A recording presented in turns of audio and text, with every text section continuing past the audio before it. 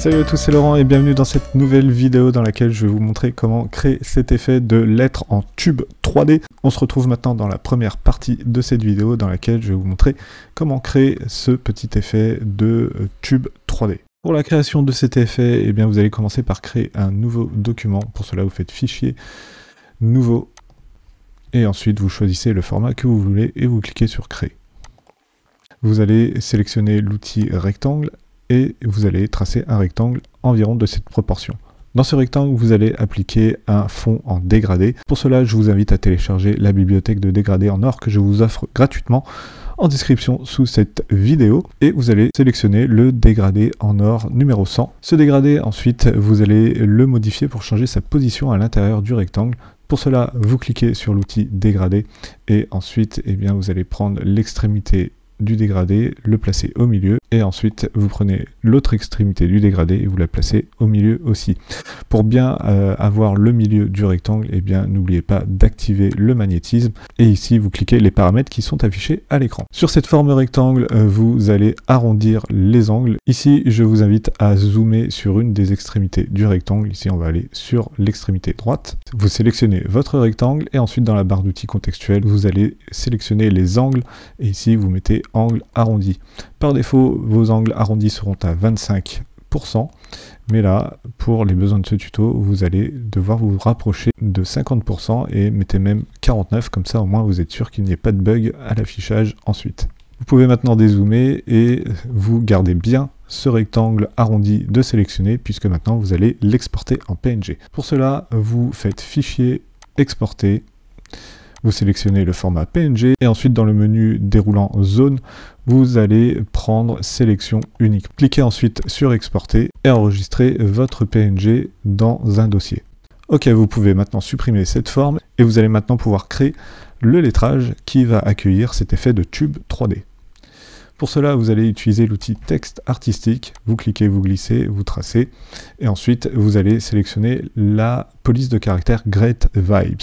Cette police de caractère est accessible gratuitement sur Google Fonts. Je vous laisse le lien en description. Tapez maintenant votre mot, agrandissez-le si nécessaire et dans les calques, eh bien, vous allez modifier l'opacité du calque en passant à 50% voire même 25%. Comme ça, vous allez pouvoir retracer par-dessus assez facilement vos lettres. Ok, maintenant que cela est fait, eh bien, vous allez créer un nouveau pinceau. Pour cela, vous allez dans le panneau Pinceau. Si vous ne l'avez pas d'affiché, vous allez dans Fenêtre et vous cliquez sur Pinceau. Ensuite, dans le menu hamburger du panneau Pinceau, eh bien, vous allez cliquer sur Nouveau pinceau image à texture. Et ici, vous allez sélectionner le PNG que vous avez enregistré précédemment. Cliquez sur Ouvrir. Et là, vous avez un nouveau pinceau qui est fait. Double-cliquez sur ce pinceau et vous allez pouvoir le configurer. Ici, vous allez décaler la tête du pinceau jusqu'au premier trait. Ensuite, vous allez décaler la queue du pinceau jusqu'à l'avant-dernier trait. Vous allez changer la pression en mettant une pression standard, comme ceci. Vous pouvez rester à 64 pixels. La variation de la taille, vous pouvez vous mettre à 60% et l'opacité, vous allez pouvoir varier sur du 20%.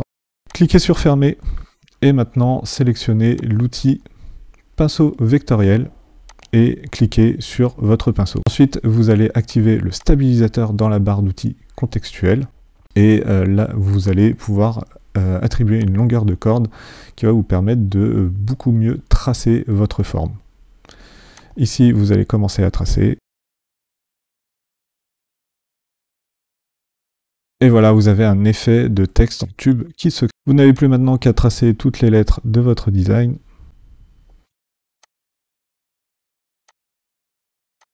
Et vous pouvez même répéter les lettres, puisque ici, vous avez des calques qui sont créés sur des courbes qui sont bien indépendantes les unes des autres.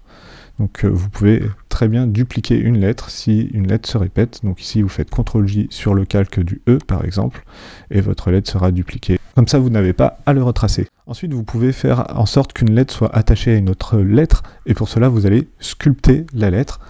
Pour sculpter une lettre, eh bien, ça se passe avec l'outil Crayon.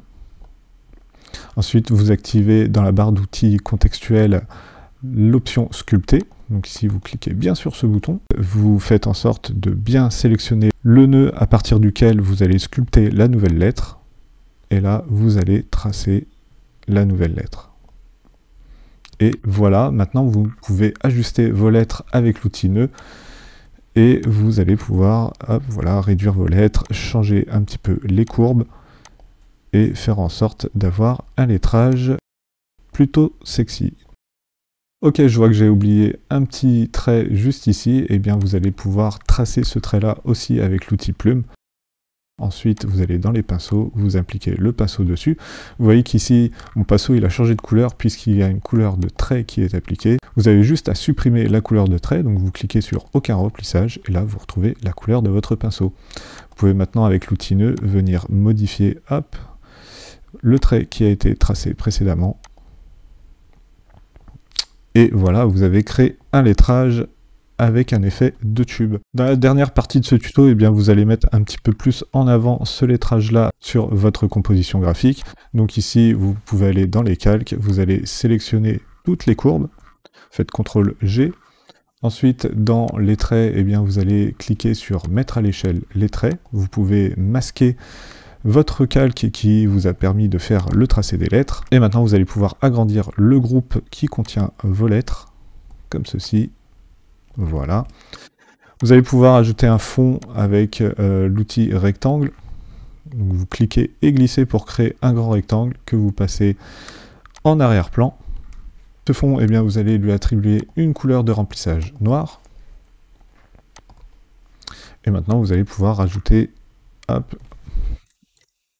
le mot joyeuse avec une couleur un peu dorée que vous allez prendre grâce à l'outil sélecteur de couleurs, comme ceci. Et vous allez pourquoi pas pouvoir changer la typographie, donc vous pouvez prendre une typographie qui va avec ce texte, donc hop, une typographie assez moderne, ça peut être intéressant. Ici j'ai pris la Champagne & Limousine, mais vous pouvez bien sûr prendre la police de caractère qui vous fait le plus plaisir pour cet exemple. Avec le stock d'images, eh bien, vous pouvez aller chercher, pourquoi pas, des petites paillettes. Donc ici, vous allez dans Fenêtre, vous cliquez sur Stock. Donc ici, dans Pixabay, vous faites une recherche de photos en tapant Glitter, votre recherche en anglais. Ok, donc là, on a des paillettes. Réduisez l'image importée et ensuite vous changez son mode d'opacité en éclaircir et vous faites en sorte de réduire aussi l'opacité vers une 60%. Voilà, c'en est tout pour ce tuto, j'espère que celui-ci vous aura plu. Si c'est le cas, eh bien laissez-moi un petit commentaire et un petit pouce levé en l'air. Et en attendant, eh bien je vous souhaite un très bon apprentissage sur la suite Affinity. C'était Laurent, je vous dis à plus.